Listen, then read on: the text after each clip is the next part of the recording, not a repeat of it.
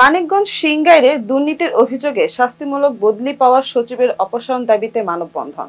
মানিকগঞ্জ সিংগাইর প্রতিনিধি আব্দুল গফুর আইটিভি বাংলাকে জানিয়েছেন, দুর্নীতির অভিযোগে শাস্তিমূলক বদলি পাওয়া জামিরতা ইউনিয়নের সচিব প্রশাসনিক কর্মকর্তা মোহাম্মদ মঞ্জুরুল হক ভূঁইয়ার অপসারণ দাবিতে মানববন্ধন করেছে জামিরতা ইউনিয়নবাসী।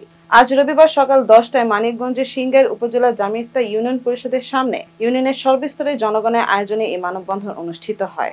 মানববন্ধনে বক্তব্য রাখেন জামিরতা ইউনিয়ন বিএনপির সভাপতি মোহাম্মদ রফিকুল ইসলাম, উপজেলা বিএনপির সাবেক সাংগঠনিক সম্পাদক মোহাম্মদ সানোয়ার হোসেন, ইউনিয়ন বিএনপির সহসভাপতি মোহাম্মদ নজর আলী, যুবদলের সিনিয়র যুগ্ম আহ্বায়ক ইঞ্জিনিয়ার আবু সায়েম, যুবদলের রিয়াদুল ইসলাম প্রমুখ। এ সময় তারা বলেন, বিগত দিনে শায়েস্তা ইউনিয়নে ব্যাপক দুর্নীতি হয়েছে। দুর্নীতির দায়ে তাকে সেখান থেকে অপসারণ করা হয়েছে। সেই দুর্নীতিবাজ সচিবকে আমরা জামিরতাবাসী দেখতে চাই না। ঊর্ধ্বতন প্রশাসনের কাছ থেকে তাকে অপসারণের জোর দাবি জানান বক্তারা। মানববন্ধনে বিভিন্ন রাজনৈতিক দলের নেতৃবৃন্দ, এলাকার সচেতন নাগরিক সহ সর্বস্তরের জনগণ উপস্থিত ছিলেন। মুনমুন আমিন, আইটিভি বাংলা।